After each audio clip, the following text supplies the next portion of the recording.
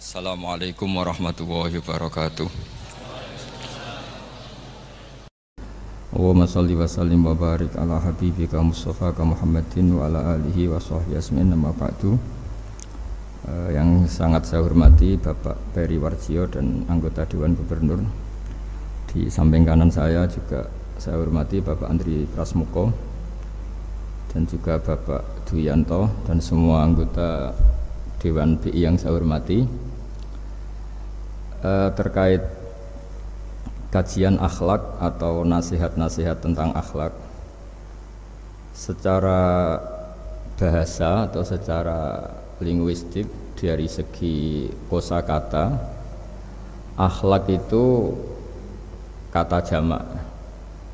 Jadi kalau orang baik secara fisik, orang Arab bilang kholqon, secara fisik.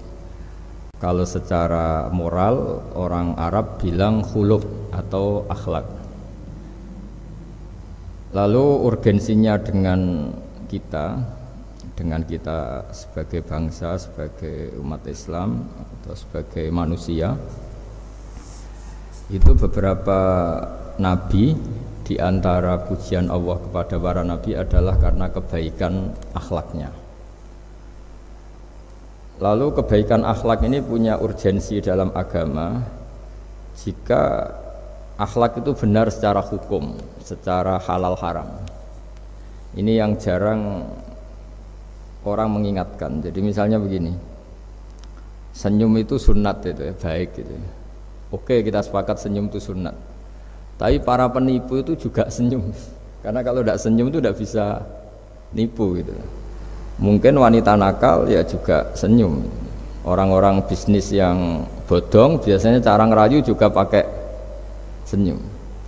Maka senyum ini berstatus nilai ibadah setelah kepastian target itu halal atau dalam konteks sesuatu yang disahkan agama. Sekali ndak, maka yang menjadi tidak halal. Ya, tadi senyumnya orang yang mau nipu, senyumnya lembaga-lembaga atau apa yang bodong atau apa sajalah. Nah, ini yang jarang orang mengkaji. Maka sebelum mengkaji tentang akhlak itu penting, itu dikaji dulu status halal haramnya. Ya kayak tadi misalnya senyum itu sunat, senyum itu ibadah, kata Rasulullah tasaddaqu walau bitalqati wajhin, bersedekahlah meskipun hanya dengan senyum. Itu setelah ada kepastian status apa? Halal. Tapi jika orang itu mau nipu itu juga pasti senyum. Orang yang mau menggoda lelaki juga pasti senyum. Lelaki yang goda perempuan juga senyum. Dan kadang konteksnya ada dalam hal-hal yang dibenarkan syara. Sehingga kepastian halal haram ini nomor satu. Terus kedua, akhlak ini yang menurut disiplin fikih, ini memang agak jelimet ya, tapi nanti Anda mudah memahami. Akhlak, misalnya ekspresi senyum atau ceria, itu dianggap sunat. Kalau dalam fikih dianggap sunat. Sunat itu ya tidak sampai wajib. Tapi ada konteks tertentu yang sunat ini menjadi wajib. Misalnya kita sebagai dai ya, sebagai ustadz itu, orang-orang yang nakal ini bawaannya senyum, ramah itu. Tapi kita yang ustadz ini bawaannya merengut, cemberut, sehingga kecenderungan orang itu ngidolakan yang nakal. Nah ini penting saya jelaskan supaya orang itu bicara akhlak. Akhlak itu tadi sudah saya katakan, senyum itu baik, ramah itu baik. Tapi setelah status hukumnya itu halal gitu, ya. Jadi kalau sebelum status hukum itu halal, ini ya ramahnya menjadi tidak baik. Misalnya kamu punya istri cantik, kemudian dia ramah sama lelaki siapapun, kamu kan pusing. Terus alasannya ramah itu baik. Makanya di Quran diingatkan fala takhdu'na bil qawli fayatma'alladzi fi qalbihi marad.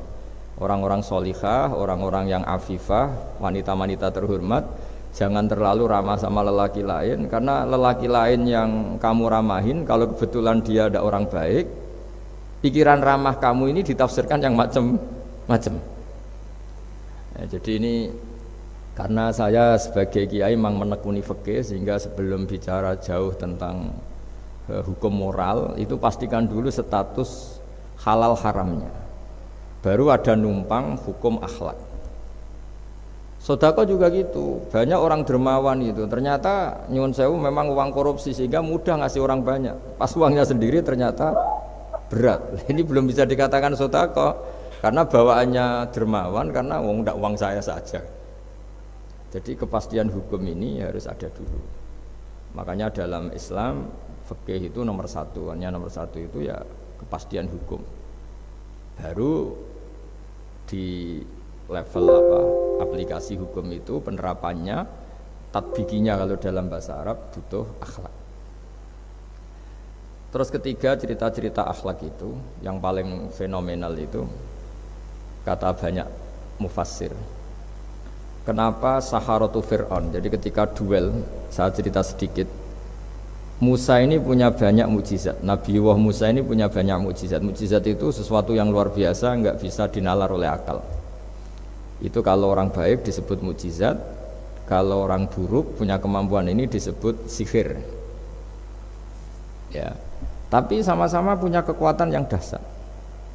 Sehingga ketika Nabi Musa punya kekuatan yang dahsyat ini, yang disebut mukjizat, Fir'aun cara berpikir yang bisa mengalahkan ini hanya sihir. Dipanggillah ahli sihir yang profesional, yang top lah.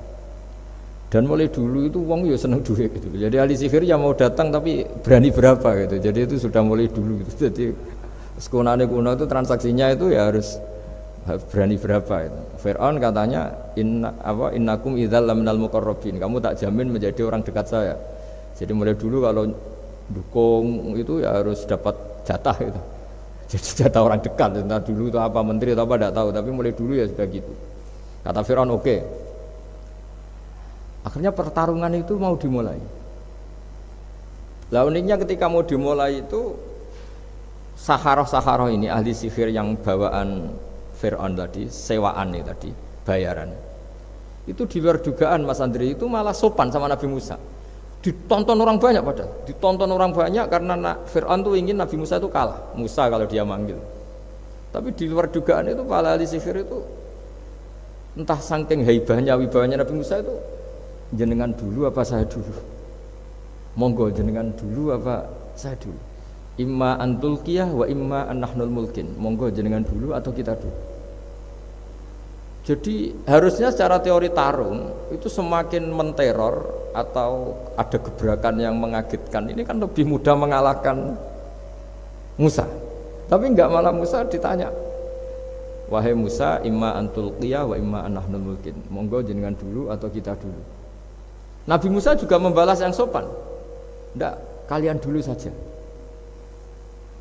Nah itu kata para ahli tafsir. Barokahnya akhlak yang dilakukan Saharatu Fir'aun ini, al-qawwa fi qulubihim al-iman. Allah saat itu juga memberi iman. Jadi barokahnya sopan sama Nabi siapa? Musa.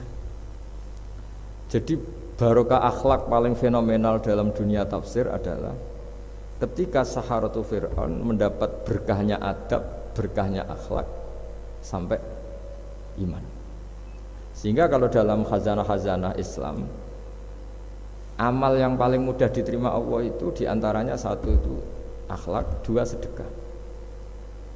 Dalam cerita-cerita kitab yang saya pelajari, sedekah juga gitu. Ada orang itu saking bejatnya, dia seorang kaya raya. Itu saking bejatnya itu cara berpikir itu menurut dia ya rasional, tapi ngawur sekali. Dia punya putri cantik gitu, ya tentu dia yang rawat. Terus dia ngenangen itu, wong anakku ayu dirabi wong liya.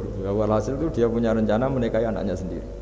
Itu kan sebejat-bejatnya orang. Dan dia cara berpikir itu begitu, memang namanya orang Majusi, tidak beragama. Tapi ketika dia, banyak ulama yang bilang namanya orang ini Bahrom. Tapi siapapun namanya itu, cerita ini populer di literasi, di hazanah-hazanah atau di referensi kita. Pas malam pertama mau menggauli putrinya, ada janda sepuh itu notok pintunya ya, supaya dikasih sedekah. Itu anehnya dia itu tergerak untuk memberi. Ketika mau memberi, si janda ini berubah pikiran, wong saya ini muslimah kok minta orang kafir. Tidak jadi minta, tapi lari, ketika dikejar lari. Setelah di rumah melihat anak-anaknya itu menangis Mas Andri, kembali lagi minta. Setelah mau dikasih, lari lagi sampai 3 kali. Singkat cerita si Bahrom ini lalu tetap ke rumahnya dan ternyata mendengar anak-anak menangis karena kelaparan. Dia tergerak hatinya, itu membawa cara Indonesia, membawa beras sendiri, membawa roti sendiri, semua keperluan itu dicukupin, dibawa sendiri, diantarkan. Dan uniknya saat itu juga dia berpikir waras langsung, gak ingin lagi menggauli anaknya, gak ingin lagi. Jadi barokahnya sedekah itu dilakukan orang kafir, itu langsung ada berkah. Sampai saat itu dia iman, dan hebatnya ada seorang wali di era itu mimpi disuruh menghormati si Bahrom ini, bahwa ini umat saya, ini walhasil itu sampai diapresiasi. Nah, lagi-lagi kembali ke sedekah. Jika ada orang netral, misalnya orang netral ya diajak baik ya mau, diajak buruk ya mau, belum punya berpendirian, juga belum punya karakter, belum punya status yang permanen, ya solehnya masih amatir, faseknya ya masih amatir. Kemudian terus ada kompetisi, alam raya ini kan kompetisi. Ternyata yang tukang sedekah, yang mudah memberi itu yang fasek, yang ini pelit.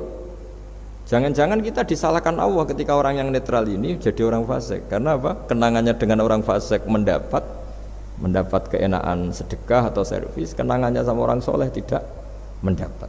Malah dikongkon terus jadi panitia pengajian, kan kesel ya. Nah, kalau dibebani terus. Sehingga di antara ciri agama ini qalilul maunah, agama ini harus berbiaya murah. Itu hal-hal yang harus kita perhatikan.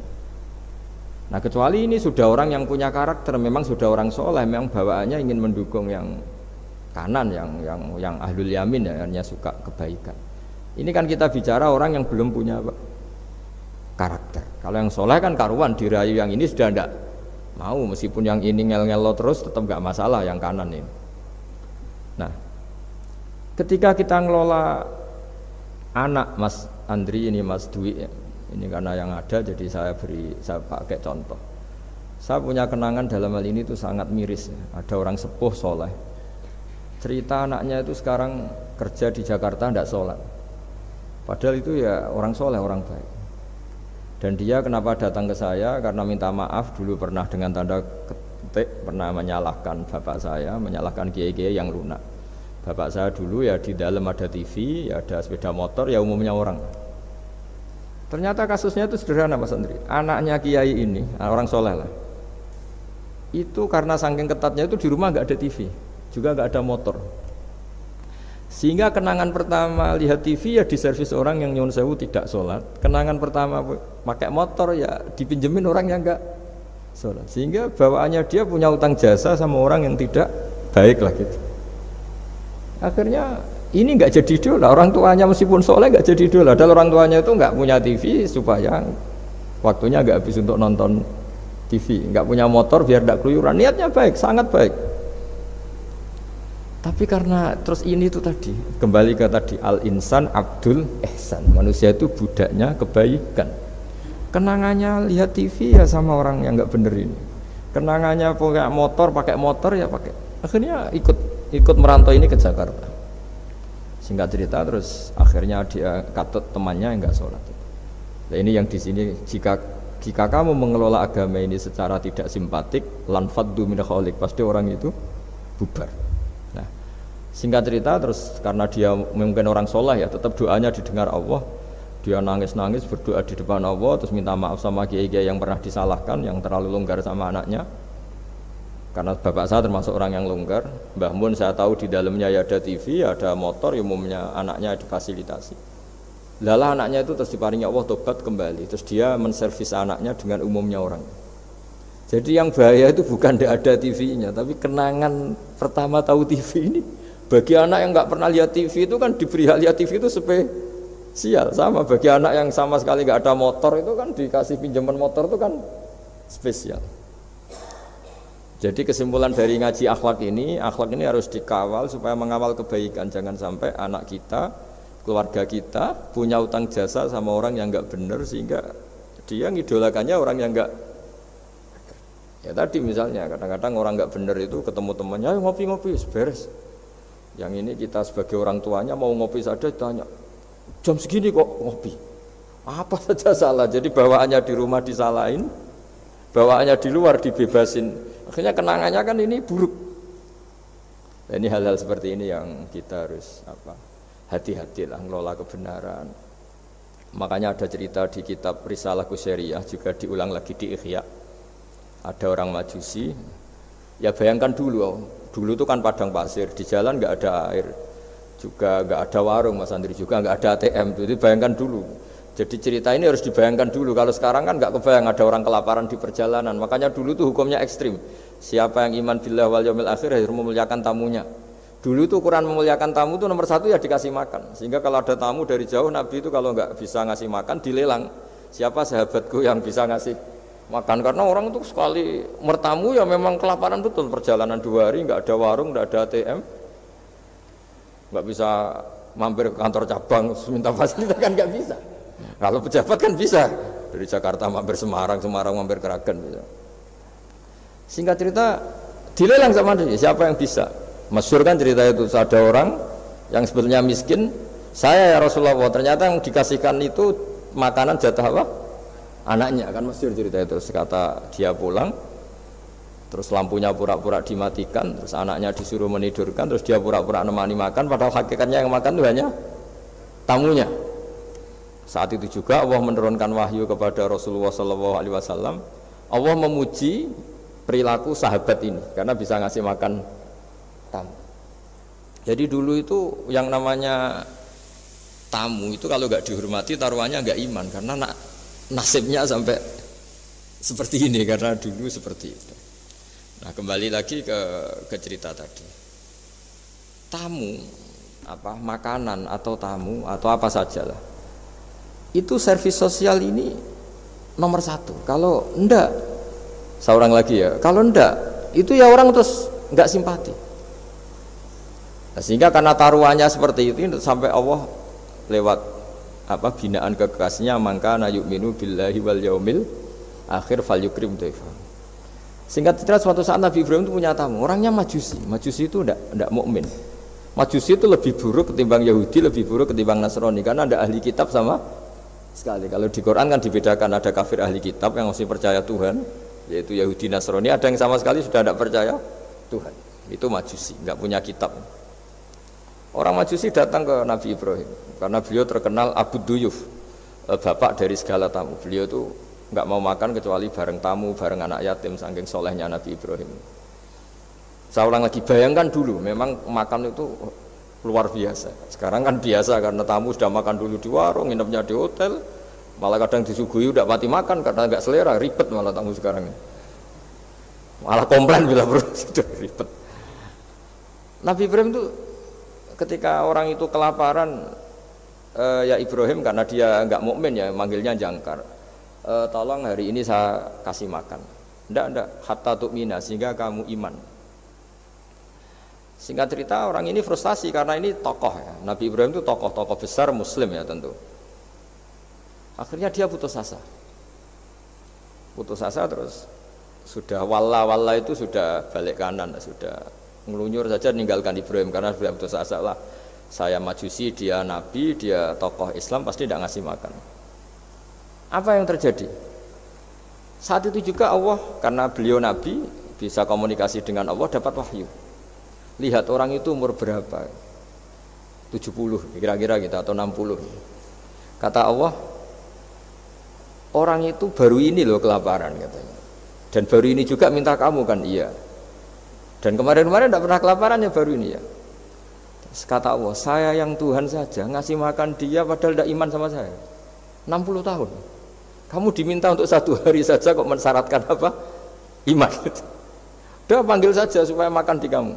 Masalah saya dipanggil akhirnya sama Nabi Ibrahim, dikejar. Udah, ayo makan ke saya gitu. Ya gimana? Udah, tidak usah syarat iman, pokoknya makan saja guys. Nah, sudah si makan sama Nabi Ibrahim di servis, tanya orang itu, kok kamu mendadak baik tadi sinis itu ya, ditegur Allah, saya salah katanya. Loh, Allah yang Tuhan itu, menurut kamu Tuhan itu betul negur kamu? Iya. Dia nangis-nangisnya. Ternyata Tuhanmu itu Tuhan betul ya. Saya yang majusi aja diperhatikan katanya. Bahkan menyalahkan kekasihnya kamu katanya. Udah saya mau iman saja katanya. Itu ya barokahnya servis tadi. Nah sekarang misalnya kita bertarung di dunia yang bebas ini. Misalnya nyuwun sewu, yang ngasih makan ini nyuwun sewu orang tidak baik, yang orang baik tidak ngasih. Pasti utang jasanya orang ini sama yang enggak baik. Karena kenanya sama orang baik itu udah baik. Nah ini yang dimaksud walaupun tafadzun khalidul qalbi lan faddu min khalid. Kalau orang mengelola Islam dengan cara yang kurang baik, maka akan melahirkan orang lari. Ya, karena tadi al insan abdul es. Jadi cerita yang ringan-ringan di sekeliling kita juga seperti itu. Bapak-bapak itu ngopi di rumah itu ya rasanya kopi sama. Itu gara-gara tidak nyaman ya cara bujone marah kan gitu cara nyugoi. Di warung senyum. Ya sudah akhirnya pilih di warung. Karena di warung dapat senyum, di rumah dapat ya sudah. Jadi semua proses sosial itu seperti itu. Nah mau saya di sini bayangkan itu anak kita gitu. Kenangannya dengan kita, dengan bapaknya, dengan ibunya ini kurang baik. Kenangannya di luar baik. Sehingga anak kita cenderung tidak ngidolakan kita, meninggalkan kita. Jadi menurut saya belajar akhlak paling pokok adalah kaitannya dengan kepentingan anak-anak kita. Saya bukan niat sombong ya, saya itu alhamdulillah sampai sekarang itu masih sering mandikan anak saya, jalan-jalan sama anak saya. Hak-haknya, bahkan saya ini punya ajaran yang agak unik. Tapi istri saya sudah menerima dulu ya sempat janggal-janggal itu iskal, sekarang sudah menerima. Saya punya anak yang biasa ikut adik saya, adik Fuad itu masih kelas 2 SD. Mulai kelas 1 SD, mulai kelas 2 saya bilang, kalau kamu ingin jajan, bapak pas tidur bangunkan. Padahal anak saya itu punya santri, punya banyak yang bantu lah. Dulu istri saya protes, itu kan melatih anak nggak sopan karena bangunkan orang tua. Enggak kata saya, sopan itu nomor 2, nomor 1 itu hukum. Terus saya beri penjelasan. Yang paling berhak atau yang paling boleh dingel-ngelno anak, dingel-ngelno anak itu ya diganggu anak. Itu ya orang tuanya. Masa anak mau jajan yang harus ribet pembantu, mana anak mau jajan yang harus ribet orang. Yang paling boleh diganggu oleh anaknya ya orang tuanya. Itu hukum kata saya. Akhlak nomor 2. Sehingga barokahnya hukum itu, saya ulang lagi, barokahnya hukum itu, kalau anak ini terpaksa pembantu itu pas lalai, kita tidak nyalahkan, kan kewajibannya di kita. Akhirnya kita menjadi tahu, baru istri menjadi tahu, yang paling berhak diganggu anak ya orang tua. Itu hukum. Nah akhlak itu baru nomor 2, ganggu itu ya dikira-kira lah pas bangun atau pas rileks. Tapi itu nomor 2, itu namanya moral. Moral itu sunat. Tapi kalau hukum itu nomor 1. Sehingga akhirnya orang tua, anak ini senang. Betapa baiknya orang tua kita, pas tidur saja dibangunin mau demi kepentingan dia. Akhirnya anak ini punya kenangan baik sama orang tua. Pas tidur saja bapak diajak mau. Apalagi pas happy. Nah karena kenangannya baik, ya idolanya orang tuanya. Ketika idolanya orang tuanya dan kita orang baik, mau ngajak sholat ya gampang, mau ngajak ngaji ya. Bayangkan kalau kenangannya dia dimintai uang nggak boleh, bentak, salah jam kayak atau salah jadwal atau apa, salah momentum, masa anak kecil diwalate salah pakai momentum pakai apa. Nah, ketika kita ngangkon belajar sudah susah karena kenangannya ndak baik. Jadi kunci daripada ini makanya saya bilang berkali-kali. Oke, kita belajar akhlak, belajar moral, tapi nomor 1 itu hukum. Saya ulang lagi hukum. Karena agama ini ciri khasnya itu hukum. Hukum itu ketentuan. Jadi aturan Islam itu detail. Misalnya saya belum haji. Ya sudah, sebagian harta saya jatah untuk haji itu sudah tidak milik saya, harus dianggap miliknya haji. Sehingga kalau saya meninggal setiap saat, yang boleh diwaris oleh anak cucu saya hanya yang melebihi dari biaya haji. Makanya di Indonesia disebut kaji amanat. Kaji amanat itu orang yang sebetulnya sudah mampu haji tapi tidak kober haji. Itu kalau sudah meninggal harus ada jatah haji yang dianggarkan untuk haji apa? Amanat. Baru sisanya boleh waris. Karena ini hukum.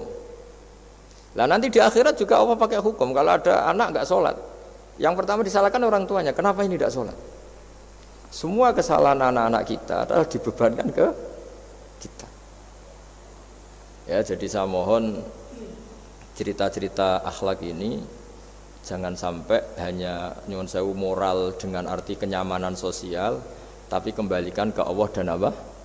Rasul. Sehingga ini yang terakhir saya cerita hadis yang populer sekali. Ada 3 hadis yang populer dan ini sampean semua pasti hafal.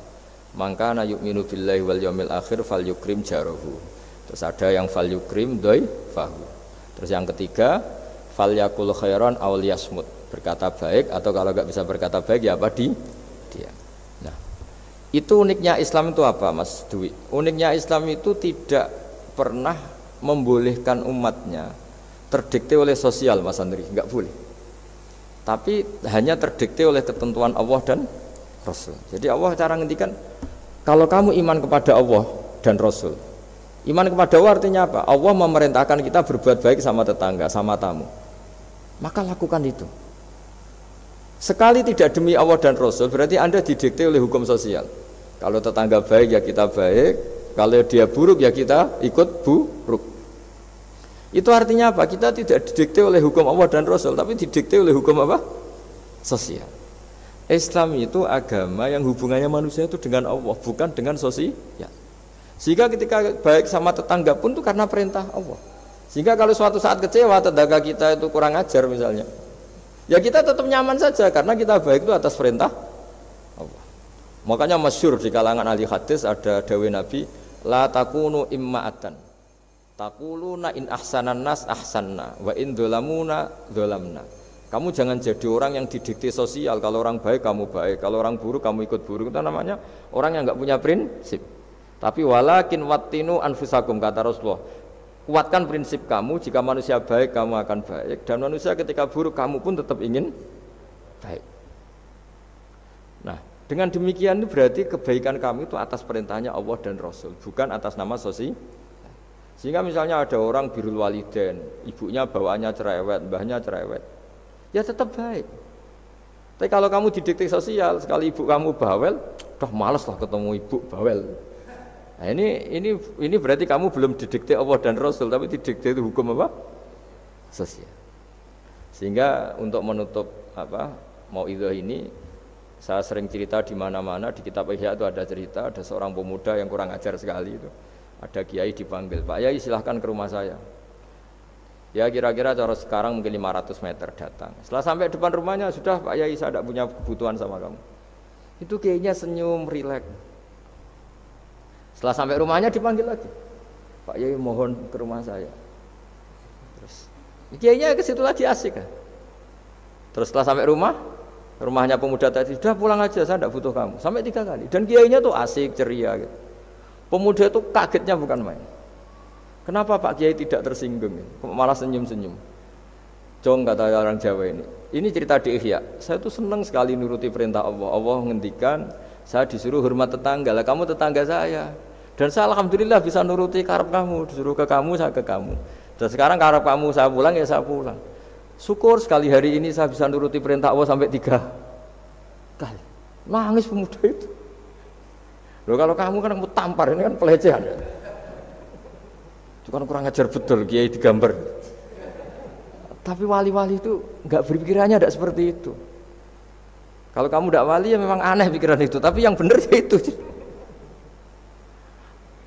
Nah, jadi lewat ngaji ini saya mohon dah semua teman-teman yang di BI maupun seluruh kita, akhlak itu nomor 1.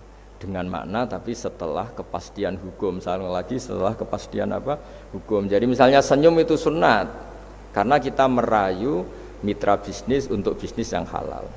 Tapi kalau bisnis kita bodong, ya semua orang yang ingin nipu kan ya pasti senyum lah. Berarti yang pahalanya besar ya orang-orang penipu karena senyumnya lebih sering timbang yang enggak nipu.